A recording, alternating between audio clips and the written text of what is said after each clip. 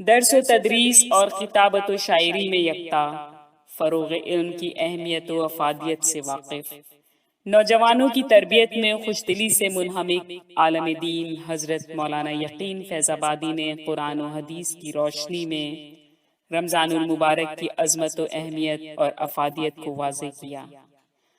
ناظرین کرام اور سامعین محترم کی ذہن سازی کے لیے پیش ہے مولانا محترم کا خطاب۔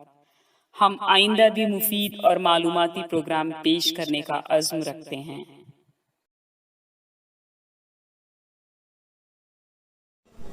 الحمد للہ حمدا کثیرا دائما مبارکا فیہ، نحمده ونصلی علی رسولہ الکریم، اما بعد۔ قال اللہ تبارک وتعالی فی کلامہ العظیم، اعوذ باللہ من الشیطان الرجیم، بسم اللہ الرحمن الرحیم۔ یا ایہا الذین آمنوا کتب علیکم الصیام کما کتب علی الذین من قبلکم لعلکم تتقون۔ وقال فی الموضع الآخر شہر رمضان الذی انزل فیہ القرآن ہدی للناس وبینات من الہدی والفرقان، صدق اللہ العظیم۔ برادران اسلام، رمضان کے مہینے کی آمد ہے۔ اس ماہ کے استقبال کے طور پر آپ سے مخاطب ہونے کا موقع ملا ہے۔ ہم لوگ رمضان کے لیے ذہن بنا لیں، اس کی ذہن سازی کے طور پر چند منٹ آپ سے گفتگو کروں گا۔ اللہ تعالیٰ نے کلام پاک میں ارشاد فرمایا، اے ایمان والو، اے وہ لوگ جو ایمان لا چکے ہو، تم پر روزے فرض کیے گئے جیسا کہ تم سے پہلے لوگوں پر بھی فرض کیے گئے تھے، لعلکم تتقون، تاکہ تم لوگ گناہوں سے بچنے والے بن جاؤ، پرہیزگار بن جاؤ۔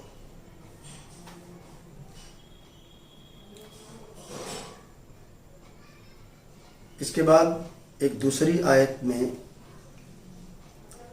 اللہ تعالیٰ نے فرمایا کہ رمضان ہی وہ مہینہ ہے جس میں قرآن مجید نازل کیا گیا۔ شہر رمضان الذی انزل فیہ القرآن ہدی للناس، جو تمام انسانوں کے لیے ہدایت کا ذریعہ ہے۔ چونکہ رمضان کے مہینے میں روزے فرض کیے گئے، لہذا رمضان کے مہینے کو یہ فضیلت حاصل ہے کہ اس کی قدر کی جائے، اس کی عزت کی جائے۔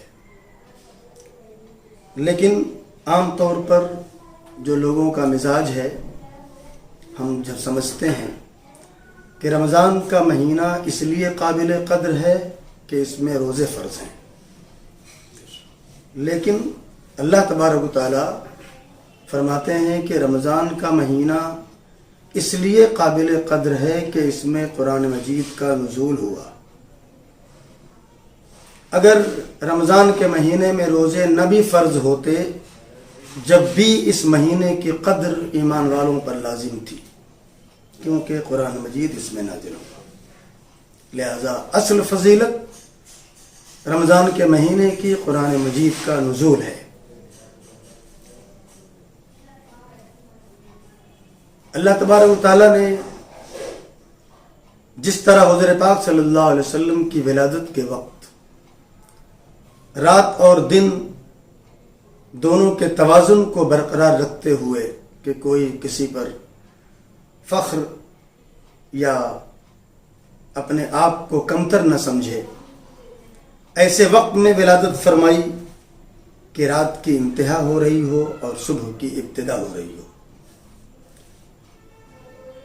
اسی کو مد نظر رکھتے ہوئے اللہ تبارک و تعالیٰ نے جب رمضان کی رات میں قرآن مجید نازل فرمایا، جیسا کہ سورۃ القدر میں ہے، انا انزلناہ فی لیلۃ القدر، ہم نے قرآن مجید کو قدر والی رات میں نازل کیا۔ لہذا رات کو یہ فضیلت حاصل ہو گئی کہ قرآن مجید کا نزول رات میں ہوا، اور دن کو بظاہر مایوسی ہوئی کہ قرآن مجید کا نزول دن میں نہیں ہوا۔ اللہ تبارک تعالیٰ نے یہ توازن برقرار رکھتے ہوئے کہ اگر رات کو یہ فضیلت حاصل ہے کہ اس میں قرآن مجید نازل ہوا، تو دن میں روزے فرض کر دیے تاکہ رمضان کے دن کو یہ فضیلت حاصل ہو جائے کہ اس میں روزے فرض ہیں۔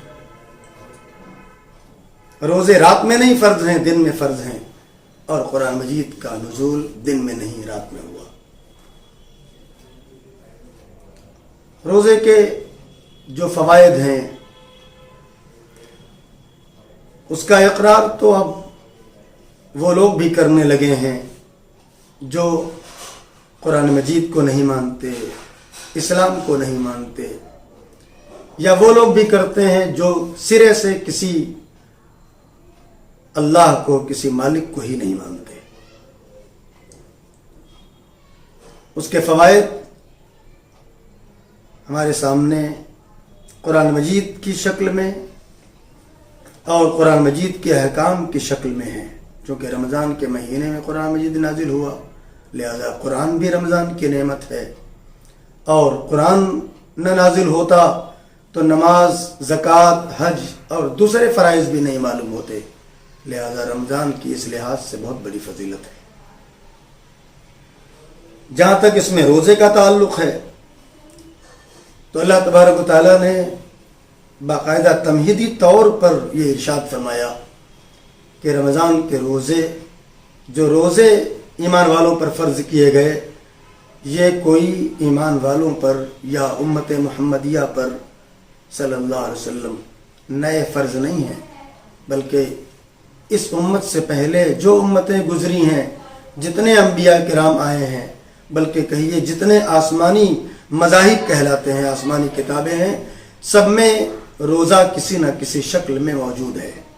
ان کی تعداد الگ ہو، ان کے ایام الگ ہوں، ان کے اوقات الگ ہوں، اور ان کی مدت الگ ہو، لیکن بہرحال آج جتنی قومیں دنیا میں پائی جاتی ہیں، ہم اگر غور کریں تو سب کے یہاں روزہ کسی نہ کسی شکل میں موجود ہے۔ اللہ تبارک تعالیٰ نے یہ حوالہ اس لیے دیا تاکہ یہ معلوم ہو جائے کہ ہمیں بھوکا رکھ کر اللہ تبارک تعالیٰ کا کوئی فائدہ نہیں ہے، بلکہ بھوکا رکھنا اس کا مقصد ہی نہیں ہے۔ اگر بھوکا رہنا اور رکھنا مقصد ہوتا تو وہ یہ کیوں فرماتا کہ اگر کوئی پڑوسی بھوکا ہو تو تم پیٹ بھر کر کھانا کھا کر سو نہیں سکتے؟ اگر ایسا کرتے ہو تو تم ایمان والے ہی نہیں ہو۔ وہ تو بھوکوں کو کھانا کھلانے پر نیکیاں عطا کرتا ہے، اس کو اپنے بندوں کو بھوکا رکھ کر خوشی کیسے ہوگی؟ کوئی نہ کوئی حکمت تو ضرور ہے بھوکا رہنے میں، اور کوئی نہ کوئی فائدہ ضرور ہے بھوکا رہنے میں، جو اللہ تبارک تعالیٰ ہمیں عطا کرنا چاہتا ہے، اور ہمارے اندر کوئی خصوصیت پیدا ہوگی بھوکے رہنے سے جبھی وہ بھوکا رہنے کا حکم دیتا ہے۔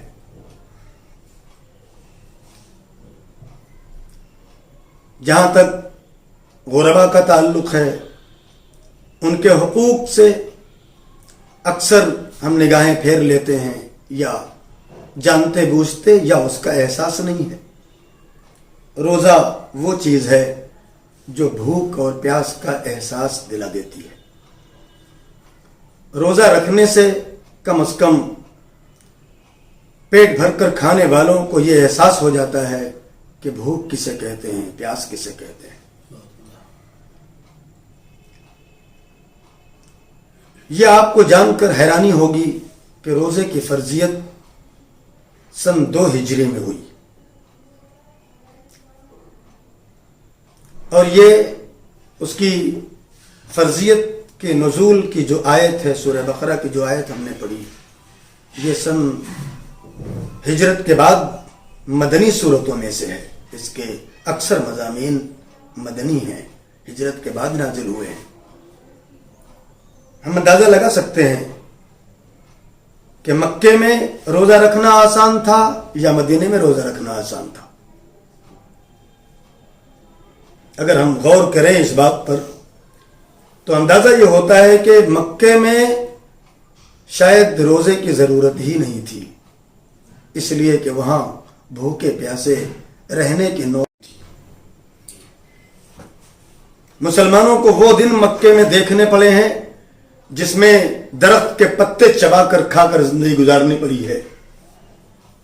ان کو بھر پیٹ کھانے کے مواقع نہیں ملتے تھے، لوگ چین سے رہنے ہی نہیں دیتے تھے. لہذا وہاں پر یہ ضرورت محسوس نہیں کی گئی کہ ان کو روزے رکھنے کو کہا جائے. وہ یوں ہی روزے رکھتے تھے. آئے دن ایسے حالات پیش آتے رہتے تھے کہ انہیں بھوکا رہنا پڑتا تھا. مدینے میں آنے کے بعد آسانیاں ہوئیں. لوگ اس غریبی کے دور سے، فقر کے دور سے نکل چکے تھے، اپنے کاروبار ہو گئے تھے، آسانیاں ہو گئیں، کھانے پینے کے سامان مہیا ہو گئے تھے. لہذا اب امکان تھا کہ اب وہ بھوکے رہنے کے فوائد حاصل نہ کر سکیں. لہذا اللہ تبارک و تعالیٰ نے فرض کر دیا کہ نہیں، بھوکا رہنا فرض ہے. یہیں سے اس بات کی تردید ہو جاتی ہے جو لوگ روزے کا مذاق اڑاتے ہوئے یہ کہتے ہیں کہ روزہ وہ رکھے جس کے پاس کھانے کو نہ ہو. معلوم یہ ہوا کہ نہیں، جس کے پاس کھانے کو نہیں ہے اس کو روزہ رکھنے کی ضرورت ہی نہیں ہے، وہ تو آئے دن یوں ہی روزہ رکھتا ہے. صحیح بات کہی جائے تاریخ کی روشنی میں اور قرآنی آیات کی احکام کے نزول کی روشنی میں تو معلوم یہ ہوتی ہے بات کہ روزہ انہی لوگوں کے لیے ہے جنہیں بھوکا رہنے کی نوبت نہیں آتی ہے. لہذا اللہ تبارک و تعالیٰ نے ان لوگوں کے لیے جو نہیں جانتے کہ بھوکے رہنے کی لذت کیا ہے اور بھوکا رہنے سے کیا چیز حاصل ہوتی ہے، وہ کہیں محروم نہ ہو جائے مدینے میں آنے کے بعد، لہذا اللہ تبارک و تعالیٰ نے فرض فرما دیا کہ اب تمہیں روزہ رکھنا ہی ہے. اور روزہ رکھنے سے ہمیں غریبوں کی بھوک پیاس کے درد کا احساس باقی رکھنا ہے. ہمیں یہ معلوم ہونا چاہیے کہ جب ہمیں پتہ ہے کہ افطاریاں تیار ہو رہی ہیں اور مغرب کا وقت قریب آ رہا ہے، دسترخوان لگائے جا رہے ہیں، تو ہماری بے تابی کا یہ عالم ہے. اور جس کو یہ نہیں معلوم کہ اگلا کھانا کب ملے گا، اس کی بھوک کا کیا عالم ہوتا ہوگا. اللہ تبارک و تعالیٰ یہ سکھانا چاہتے ہیں. اور روزہ رکھنے سے اللہ تبارک و تعالیٰ کا جو مقصد ہے لعلکم تتقون، یہ مقصد صرف روزے کا نہیں بلکہ جتنی مشہور عبادتیں ہیں سب کا یہی مقصد ہے. رمضان کے علاوہ نماز کی فرضیت کے بارے میں بھی اللہ تبارک و تعالیٰ نے ارشاد فرمایا ان الصلاۃ تنہا عن الفحشاء والمنکر، نماز بے حیائی اور برے کاموں سے روک دیتی ہے. یہی تو تقویٰ ہے. روزے کے بارے میں فرمایا لعلکم تتقون، تاکہ تم پرہیزگار بن جاؤ، یعنی برائیوں سے بچنے والے بن جاؤ. تو رمضان کے روزے کا جو مقصد ہے وہی نماز کی پابندی کا بھی مقصد ہے کہ ہم گناہوں سے بچنے والے بن جائیں. ایک فلسفہ کسی مصنف کا کہیں پڑھا تھا، حکمت روزے کی فرضیت کی حکمت بیان کی کہ انسان جب روزہ رکھتا ہے تو کیسے پرہیزگار بن جاتا ہے، کیسے گناہوں سے بچنے والا بن جائے گا، کیسے تقویٰ کی صفت اس کے اندر آ سکتی ہے. روزے میں وہ کیا چیز ہے جو اسے متقی بنا دیتی ہے.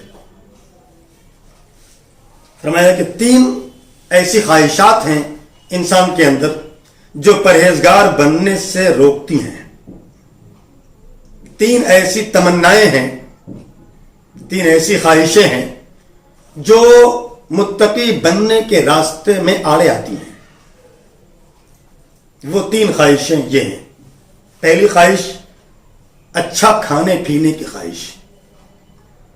ہر شخص کے اندر ہے، چاہے وہ جس مرحلے اور جس منزل پر ہو، امیر ہو غریب ہو، جیسا بھی کھانا کھاتا ہو، اس کو اس سے اچھا کھانے کی خواہش ہے. اچھا کھانے کی خواہش یہ متقی نہیں بننے دیتی، پرہیزگار نہیں بننے دیتی. اسی طرح جنسی خواہش.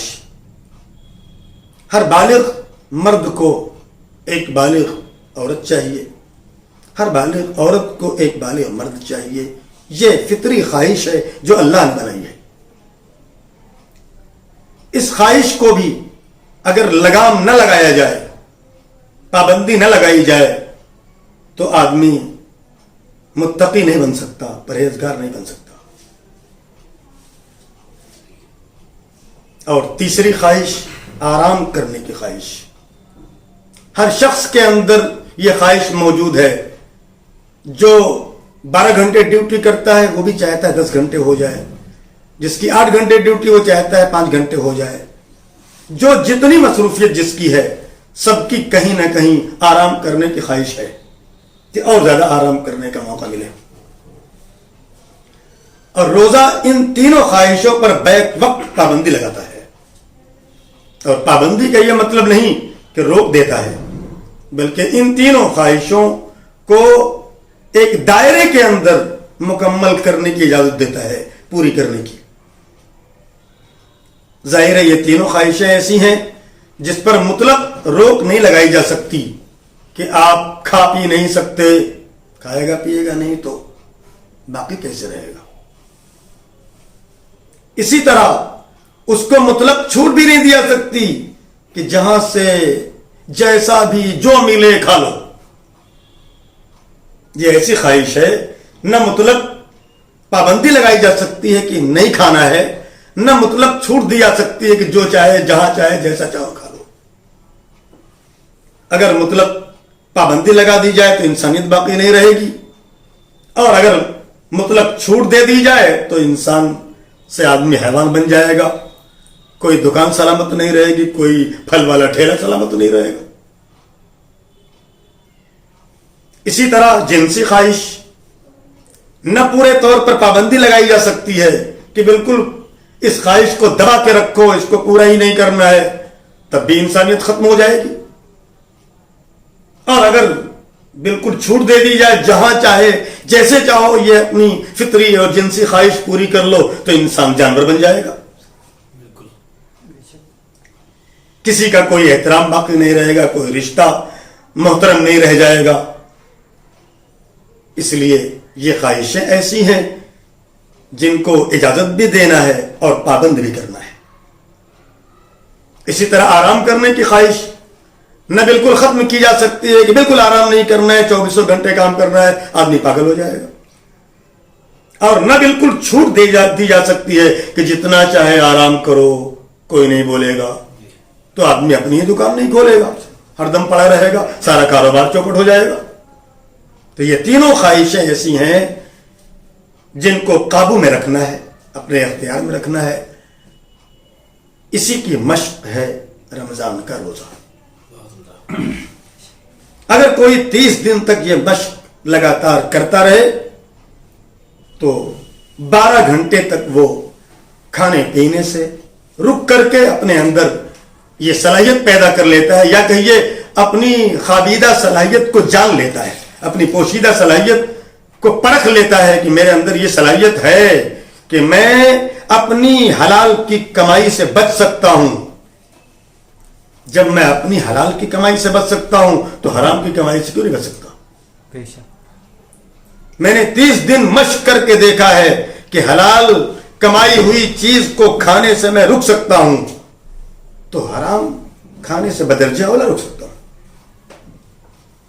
اسی طرح 12 گھنٹے نفسانی خواہش کو پوری کرنے سے آدمی جب رک جاتا ہے یہاں تک کہ اپنی بیوی سے بھی جو جائز ہے خواہش پوری کرنا وہ بھی نہیں کر سکتا. جب وہ پابندی کر لیتا ہے تو اپنی پوشیدہ صلاحیتوں کو جان لیتا ہے کہ اچھا ہمارے اندر یہ صلاحیت بھی ہے کہ ہم چاہیں تو جائز جنسی خواہشات پوری کرنے سے بھی رک سکتے ہیں, تو پھر ناجائز سے بدل جاؤ رک سکتے ہیں. تو 12 گھنٹے جب روزے پورے کرنے کے لیے وہ کھانے پینے اور جنسی خواہشات سے رک جاتا ہے تو 2 خواہشوں پر اسے کنٹرول حاصل ہو جاتا ہے. جب لگاتار 1 مہینے تک اس کی مشق ہوتی ہے, اب اس کی ایک تیسری خواہش باقی رہی آرام کرنے کی ہوتی ہے. ایک شخص دن بھر بھوکا پیاسا رہے, اس کے بعد افطاری کرنے کے بعد موقع دے دیا جائے اگر اسے آرام کرنے کا, تو آپ سوچ سکتے ہیں کیسے آرام کرے گا. لیکن اللہ تبارک و تعالیٰ نے رمضان کے مہینے میں 20 رکعتیں تراویح کی اضافہ کر دی. نبی کریم صلی اللہ علیہ وسلم سے کے ذریعے بتا دیا گیا کہ رمضان میں 20 رکعت تراویح بھی ہے. عام دنوں میں اگر 17 رکعت پڑھتا تھا تو اب وہ 37 رکعت پڑھے گا. اب بھی 37 رکعت کے بعد بھی اگر اسے موقع دے دیا جائے کہ اب آپ جائیے آرام کیجیے, تو ایک تو بھوکا پیاسا, پھر 37 رکعت کی اٹھک بیٹھک, اب آرام کرنے کا موقع ملے گا, دوسرے دن عصر میں اٹھے گا. لیکن حضور پاک صلی اللہ علیہ وسلم نے ارشاد فرمایا سحری کھانے اٹھو چاہے پانی پی کے سو جاؤ, چاہے ایک کھجور کھا کے سو جاؤ, مقصد اب ہم کو کھلانا اور پلانا ہے ہی نہیں, ہمارے آرام میں صرف خلل ڈالنا ہے. بے سدھ اب پل مت جانا, اس لیے کہ 2 خواہشوں پر کنٹرول تو دن میں ہو چکا ہے, اور تیسری خواہش جو تمہیں برباد کرنے والی ہے آرام کرنے کی, اس کا گلا کب دبایا جائے گا. سحری میں زبردستی جب اٹھایا جائے گا, کھاؤ پیو چاہے مت کھاؤ پیو, اٹھو اور ایک کھجوری کھا لو, پانی ہی پی لو, تاکہ تمہارے آرام کرنے میں خلل پڑے.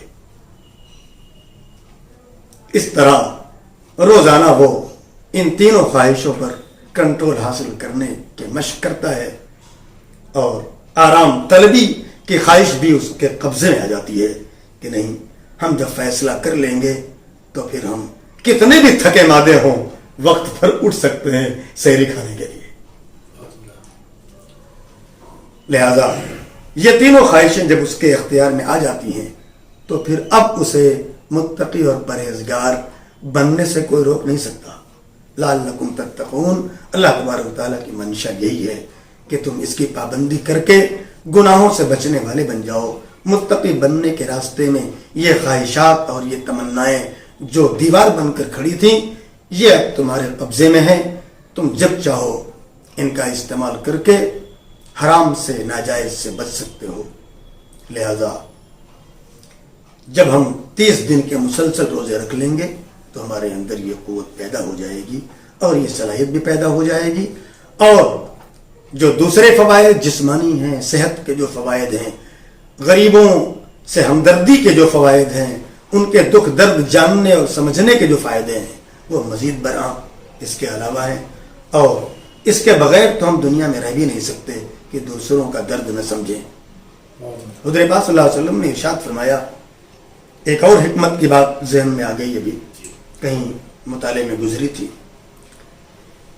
آپ نے فرمایا, اور سب کو معلوم بھی ہے, کہ اگر ایک روزہ چھوٹ جائے کسی کا تو وہ کیا کرے, یا اگر کوئی روزہ نہ رکھ پائے, ایسا سخت بیمار ہے, ایسا مریض ہے جسے امید ہی نہیں کہ ہم روزہ رکھ بھی پائیں گے, یا اتنے صحت یاب ہو پائیں گے, اتنے تندرست ہو پائیں گے ہم روزہ رکھیں, ایسی کوئی بیماری خدا نخواستہ لاحق ہے, وہ کیا کرے؟ عقل تو ہماری یہ کہتی ہے کہ عبادت کے بدلے میں عبادت ہونی چاہیے. آپ روزہ نہیں رکھ سکتے, 20 رکعت نماز پڑھ لیجیے. 30 رکعت نماز نہیں پڑھتے, چلیے سبحان اللہ الحمدللہ تسبیح پڑھ لیجیے 1000. یہ سب بیمار سے کروایا جا سکتا تھا. اگر ایک بیمار روزہ نہ رکھے تو اسے تسبیح پڑھوائی جا سکتی ہے, نماز پڑھوائی جا سکتی ہے. لیکن حضور پاک نے ارشاد فرمایا کہ نہیں, اگر روزہ نہیں رکھ سکتے تو ایک غریب کو 2 وقت کا کھانا کھلا دو. معلوم یہ ہوا کہ اللہ کی عبادت کا بدلہ اور اس کا عوض بندوں کے ساتھ حسن سلوک ہو سکتا ہے. اللہ کی عبادت کا بدلہ بندوں کے ساتھ حسن سلوک سے پورا ہو سکتا ہے. بمقابلے اس کے بندوں کے حقوق اگر مار لیے جائیں تو عبادت سے پورے نہیں ہو سکتے. اللہ کا حق اگر ادا نہ ہو پائے تو بندوں کے ساتھ حسن سلوک کرنے سے پورے ہو سکتے ہیں, لیکن بندوں کا حق مار لیا جائے, کوئی 50 رکعت اگر نماز بھی پڑھ لے تب بھی وہ معاف نہیں ہو سکتے.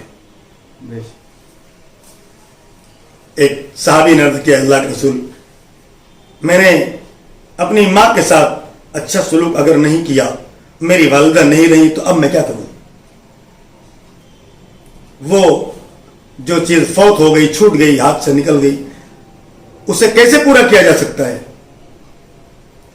آپ یہ ارشاد فرما دیتے کہ روزے رکھ لو, نماز پڑھ لو, تسبیحات پڑھ لو. آپ نے فرمایا تمہاری خالہ زندہ ہے؟ کہا جی. کہا ان کے ساتھ حسن سلوک کرو. معلوم یہ ہوا کہ بندوں کے ساتھ اگر حق تلفی ہوئی تو کسی بندے کے ساتھ ہی حسن سلوک کرنے سے ادا ہو سکتی ہے, اور اللہ کی حق تلفی ہوئی تو اللہ کے حقوق نہیں, بندوں کے حسن سلوک سے, بندوں کے ساتھ حسن سلوک کرنے سے اللہ اپنے حقوق معاف کر دیتا ہے. اس سے بھی ظاہر ہوتا ہے کہ اللہ کے نزدیک اپنے حقوق سے زیادہ کہیں کہا جائے بندوں کے حقوق ادا کروانا اور پورے کروانا مقصد ہے تو یہ غلط نہیں ہوگا. لہذا اس موقع پر, رمضان کے موقع پر, ہمیں خاص طور پر ان غربا اور ان مساکین کا خیال رکھنا چاہیے جن کے گھر میں چولہے نہیں جل پاتے ہیں, جن کے یہاں کھانے پینے کا سامان نہیں ہے. اس موقع پر جبکہ ہم بھوک اور پیاس کی شدت محسوس کر رہے ہوتے ہیں, اگر ایسے موقع سے ان کا درد نہیں سمجھیں گے تو کب سمجھیں گے؟ اللہ سے دعا کرتے ہیں کہ وہ ہمیں ان پر عمل کرنے کی توفیق عطا فرمائے. وآخر دعوانا ان الحمدللہ رب العالمین. سامعین, آپ سے بس اتنی گزارش ہے کہ ہمارے اس پروگرام کو لائک, شیئر اور سبسکرائب کرنا نہ بھولیں. ساتھ ہی بیل آئیکن ضرور دبائیں جس سے اپلوڈ ہونے والی ہر نئی ویڈیو کا نوٹیفیکیشن آپ تک پہنچ سکے. بے حد شکریہ.